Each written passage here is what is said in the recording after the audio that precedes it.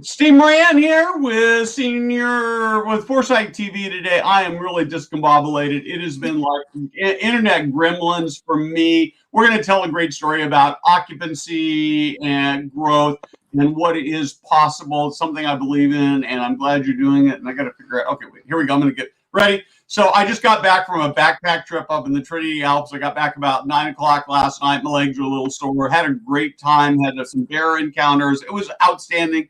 But the story I started to tell you before I realized we were over time is I was doing a keynote for the Senior Living Association in New Zealand on Monday afternoon. Okay. And I was halfway through my presentation. I was just rocking and rolling on, and my internet crashed, which is what just happened to me right now. I don't know what's going on. I'm on my hotspot here. I was so embarrassed, so now I've got to re-record it and send it back to them. So before that gets started, I'm going to shut up here a minute. Let me do my little intro video, and I'm going to do that, and then we'll get to talking and hearing your story.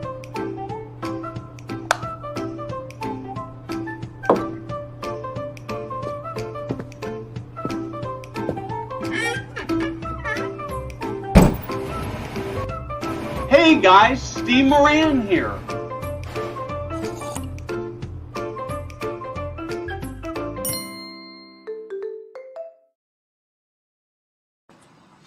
I love that. I love it. And again, I just want to say thanks to Connected Living for making this possible happen. So, Christy. Hi. How are you?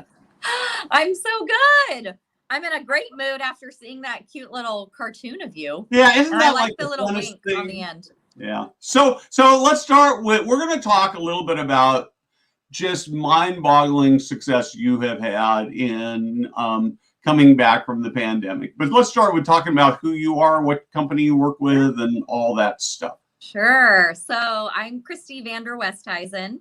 I'm the Vice President of Sales and Marketing at MBK Senior Living. We have 33 communities in 6 Western United States. And we specialize in independent living, assisted living, and memory care. I've been here about 2.5 years, although it feels like a blink of an eye. Actually, time is flying by when we're having fun. But prior to that, I was with Integral Senior Living for just shy of 10 years. And was a community director of sales for ISL, as well as a regional director of sales for ISL, and then now at MBK. So I haven't looked back since. Terrific. So let's actually start with talking about how badly you got hit by the pandemic. You know, it could have been a lot worse, is what I'm understanding. I think that if our sales team really took their feet off the gas, it could have been a lot worse. We lost a good percentage of our occupancy, but the great thing is we're seeing a giant comeback a lot quicker than I was anticipating. I was anticipating the comeback to be somewhat like the Nike swoop, where, we declined so much and then it would just be a gradual climb back. And that's not what I'm seeing. I'm seeing a V.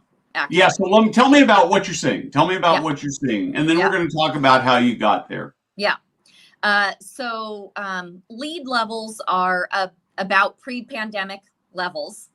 But the really cool thing, and tours are almost pre-pandemic levels. However, our conversion ratios have improved by about 2 to 3% company-wide over pre-pandemic levels, which I think is really great. Yeah. And so what do you attribute that to? You know, I've talked a lot to my industry friends recently about this, and I don't have a magic bullet. I wish I did. Then I could sell my secret sauce, but I don't. I think it's doing the really hard, consistent work when it was really easy not to. Okay. I think that come April 2020, I think it was really, really easy for us to take our feet off the gas because of the worldwide pandemic. But our sales team, I think in their heart of hearts, knew that we are still an amazing solution for families and potential residents looking for a great place to live. And so that commitment to finding those people who are still wanting that lifestyle, that did not stop. And we actually rolled out a new CRM in the middle of the pandemic. I don't recommend that, but that was already in the works, and I think that really helped us as well to really look at our database, really look at the updated reports and conversion ratios that we were focused on. But Jeff Fisher, our president of MBK Senior Living, explained it best.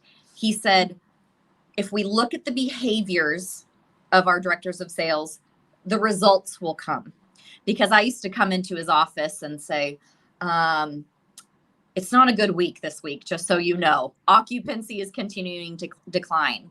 And he'd say, Christy, keep everyone's heads up, because it's the behaviors that we need to be focused on, because the results will come. And he wasn't wrong. So how long, so I think I know the answer to why it's coming back, and I'm going to explore that with you in a minute. But talk to me a little bit about where you guys are in terms of your comeback. How close are you to getting back to pre-pandemic levels based on the trends you're seeing? When do you expect to be back or at or above pre-pandemic levels? We have a goal at MBK to come back within 12 months. Okay. March being the first month. And we are past our expectations on that. I'm not saying that we're at pre-pandemic levels, but looking at the trajectory, we're higher than we thought we would be. Okay. So I would say 11 to 12 months, we'll be back in pre-pandemic occupancy levels. Mm-hmm. Okay. So I sort of, in a voyeuristic way, I sort of watch your postings and your team's response to postings on LinkedIn, right? And the level of passion your people have, frankly, for you as a leader, is heartening. It's exciting. It's a teachable moment, and I realized as you were talking, it sort of hadn't hit me until you were talking, but I realized that this may sound unusual way to approach it, but I actually think the reason your occupancy is coming back so fast, it has nothing to do exactly with sales and marketing directly, but it has to do with leadership style. So I'd actually like to dig in a little bit to your leadership philosophy and how you motivate people and how you keep them pumped up. And maybe even what you do when you've got some challenges that no leader likes to have to deal with. That's sort of a big mouth. That's sort of too many. I shouldn't be asking that many questions. And so let's just start with your leadership philosophy. Okay. Honestly, I don't know if I have a philosophy, but I kind of have a type of leadership that I really identify with, and that's charismatic leadership. It's really finding the fun and the energy and the optimism in almost every situation that you can. And also, I think it's leading by example. We have taken a lot of pride in introducing video to just our normal communication. Right when I started, one of the things that was very, very, very important, I think, when Jeff hired me, was that he wanted our home office marketing, sales and marketing team to get to know our community teams intimately and understand where they're coming from. So we truly are their support, not the other way around, where we're dictating what they do. They actually need to dictate to us what we need to do to support them better. Okay. And I think that's always just been really important. Is one of the first ways that I got to be introduced to the team at MBK was through video. And we did a drawing, and we asked for opinions of what they wanted 2019 to look like and feel like, and what do we need training on. And so we kind of just listened to them and then did it. I don't know how else to explain it, but we do a lot of polls. where we say, okay, what are the 3 top objections that you're seeing right now? Or what are 3 things that you feel like home office needs to support you in outreach? What do you need from us? Because we're basically a cost center. Right. That's right. I don't make any money for the communities. The communities do. Right. So we look at us as, okay, what do we need to do to support you? And I think that's a backwards way of thinking, and it shouldn't be backwards, but that's a backwards way of thinking of regional and home office teams. We're the support to you doing the really hard work. Absolutely. So we're gonna come back to this. I want to just hit a couple of the comments that have come in. Let's start with this one. Do you think community salespeople and the team work closer together and grew a more dynamic culture? Yes. Yep. That was really big. We did a lot of virtual meetups during the pandemic, and we're still doing them, actually. Some regions decided to do weekly meetups, and sometimes we would do themes. We'd do pajama day. We do spirit week once a year, and we're actually coming into our spirit week, not next week, but the week after that. And we're celebrating a company-wide occupancy milestone. And so we're making it into a 80s day for the whole company. And but I did see a lot more relationships form over the pandemic because our sales team would reach out to each other for peer-to-peer support. So I do think that our culture was defined even greater during the pandemic. So you actually bring up an interesting question. The idea of peer-to-peer support is really fascinating to me. Big fan of Adam Grant, leadership guru, professor at Wharton, I think. Anyway, he talks about how critical having a friend at work is to work satisfaction. And what's really cool about it is that the research shows that you actually only need one good friend at work in order to make all the difference in the world. So do you have any thoughts on how, as our viewers, our listeners might actually be able to foster friendships? Yeah, I feel very, very fortunate because I have a lot of friends at MBK, from home office to regional to community directors of sales and executive directors, and residents too. I'm very, very blessed to have this really great culture of having fun and working hard, but also having fun. So one of the things that MBK did to kind of embrace me in my first week, so again, rewind 2.5 years ago, is they took me out to lunch. My department took me out to lunch and just got to know each other.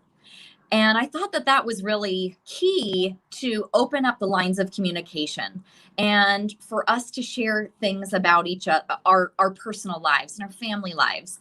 And then I think as leaders, it's our job to also get to know our team members personally as well. So they wanted to get to know me, but just as equally, I wanted to get to know them. So we could formulate those relationships, but then act on those relationships. So my team, I hope they would say that they feel spoiled, rotten. I hope, because we're always finding ways to do really fun things for our team members. So whether it's community directors of sales and EDs or our home office and regional teams, for example, for St. Patrick's Day, we painstakingly did layers of rainbow M&Ms in the layers, and then sent them all M&Ms with pots of gold, little Hershey Kisses. And we created that from scratch and sent it to every community and every regional team member as well. So it's the little things that I think we do really well, but it's also the personalized things too. So when it's a birthday or an anniversary or, something really challenging has happened to someone in their family, we want to make it a point to reach out and do something really nice for them. So the friendships kind of came naturally because we're each wanting to get to know each other personally. And I think that really starts with Jeff. And I've felt like he's wanted to get to know me very personally since day one. So there are a lot of people. In fact, I worked for a guy who prided himself as not getting involved in people's personal lives, feeling like that was somehow intrusive or inappropriate. So, maybe, do I as a boss have a right to ask you about your kids and your cats and your husbands and your vacations and all that, or is that really none of my business? It sounds like you're sort of the opposite of that. Yeah, I am like 100% opposite, because I do believe that creates a really good connection and relationship building. I mean, I think sales at the core of it is we are relationship builders. We figure out what means so much to you and what you're looking for, and then we hopefully get to match it to what we're selling. And I kind of feel like that's our goal too, is to create relationships with our salespeople at the community level so they trust us. But it's the exact same way that we want our prospects to feel, that we know them and they trust us. So cool. I might be the exact opposite of that. Yeah. I'm probably the exact opposite of that too. I will tell you that. So just a couple of quick questions. Is MBK building any new communities? Somebody wants to know. Oh, I have a lot of new development experience, but right now we're acquisition only at this point. Gotcha. Okay, so perfect. And then are you only in California? No, we are in Oregon and Washington, as well as Arizona, Utah, Colorado. Cool. Well, just so Western states. Yep. Mm-hmm. Perfect. Yeah. Perfect. Now, that's not to say that we won't be in Pennsylvania eventually. We really have goals to grow to about 100 communities. We don't have necessarily a time and a date that has to happen, but over the next 10 years or so, we'd like to grow to about 100 communities. Yeah, and I certainly see some companies who have buildings that are widely scattered all over the country, and I get the desire to take advantage of opportunities that are there, but I think even for somebody like you guys, as great as you are, if you had like one building in Vermont, that managing something that would be hard. It would be expensive, and it's not, some of it is expensive because of the air travel, but from my perspective, the thing that's oftentimes more expensive is, sitting on an airplane 5 or 6 hours a day. And if you've got to be sort of out of touch, and there's certainly things you can do on an airplane. Maybe you can get done better than in person, but then when you're sitting in an office with lots of stuff, but it's not very efficient. So I get that. Right.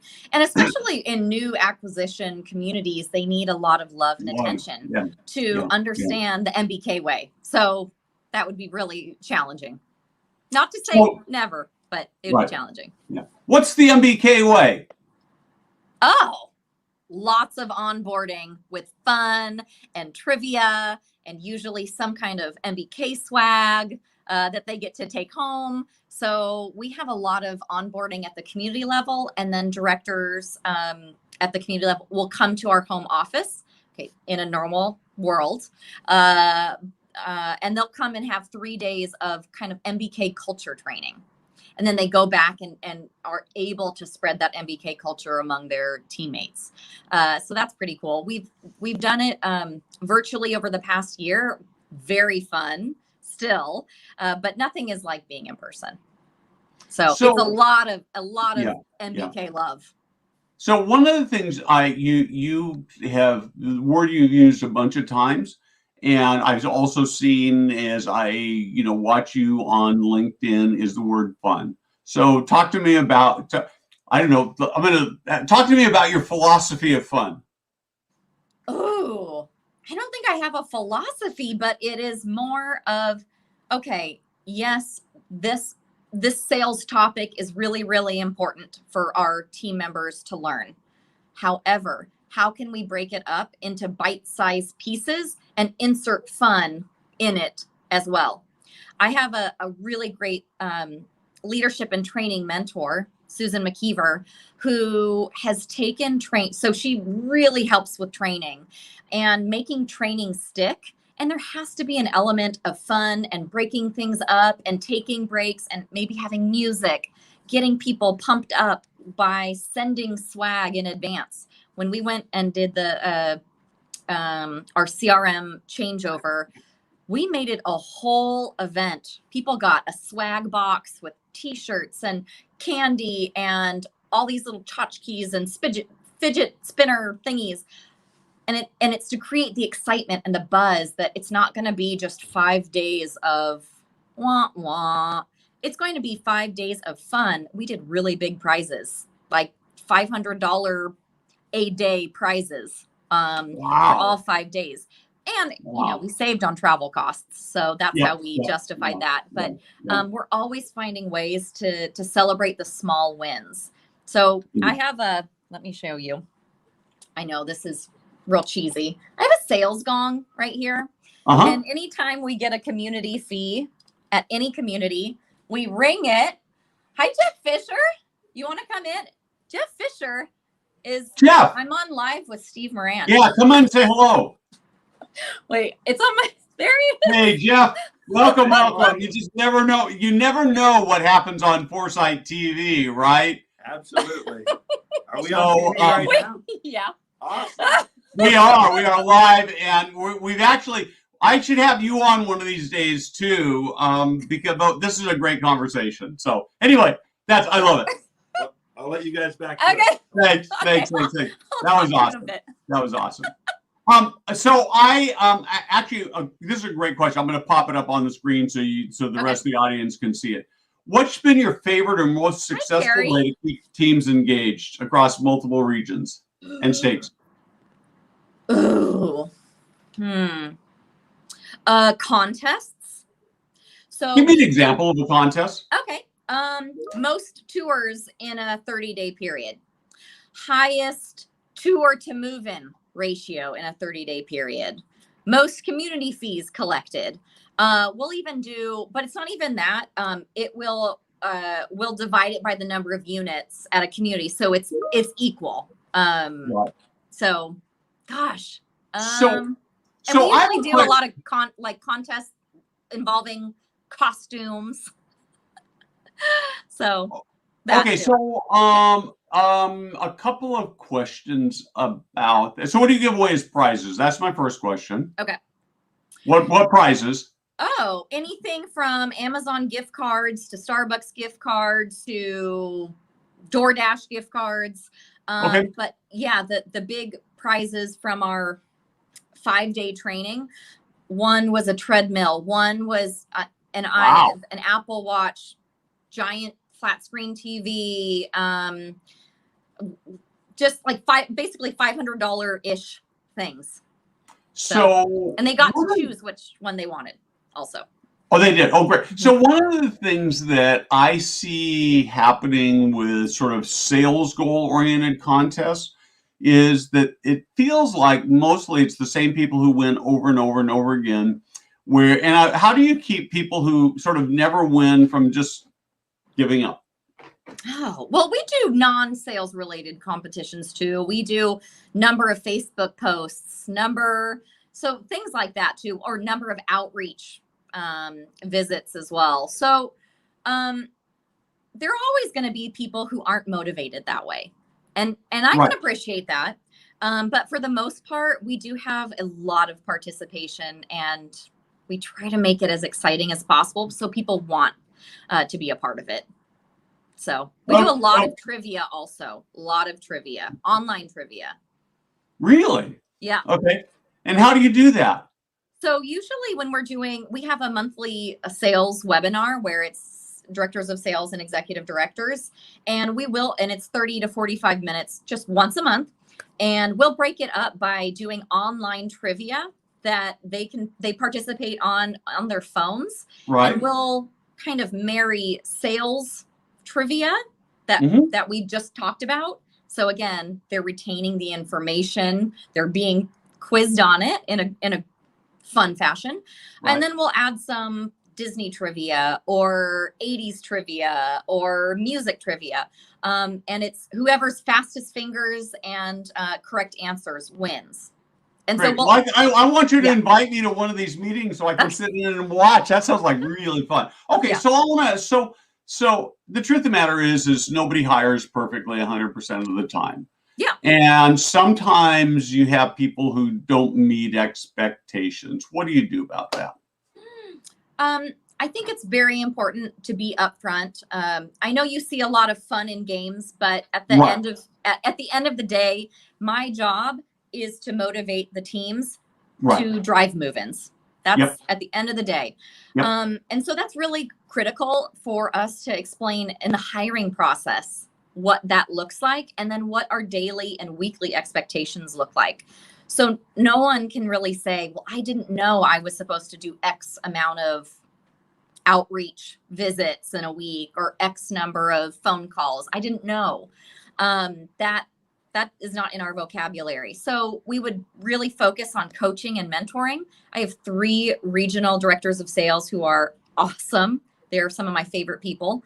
And they really focus on coaching, but getting it in writing also of these are the expectations. This is how we're going to handle or make them happen. This is the action plan.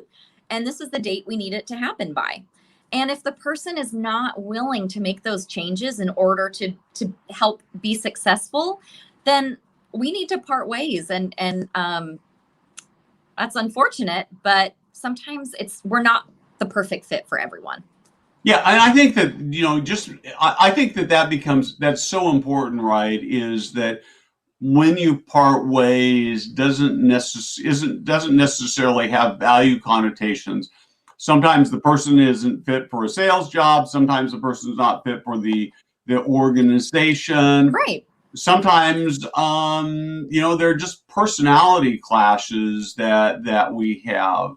Yeah. And so how many meetings, this is, if you tell me that you're not telling me, that's okay. But I just got you just give me more questions to ask. So let me, actually, I'm going to start with a different one. So what are sort of your expectations in terms of phone calls, tours, community outreaches? Is that a deep, dark secret? It's not a deep, dark secret, but we basically looked at Enquire's data from last year of not this year's benchmark, but last year's benchmark.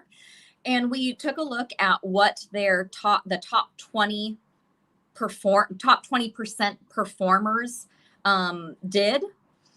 And we basically adopted that as MBKs. So if you're looking for that, look at that Enquire benchmark report and know that our expectations are very similar to those top 20%. To the top tier people. Yeah. Yep. Yeah. Yeah. And if somebody doesn't hit those numbers, then you're going to be.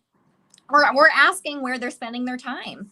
And unfortunately, it might be they're being pulled into other responsibilities other than sales. And so that's one of the things that I feel very strongly about is, and my team understands, we need to stay sales focused.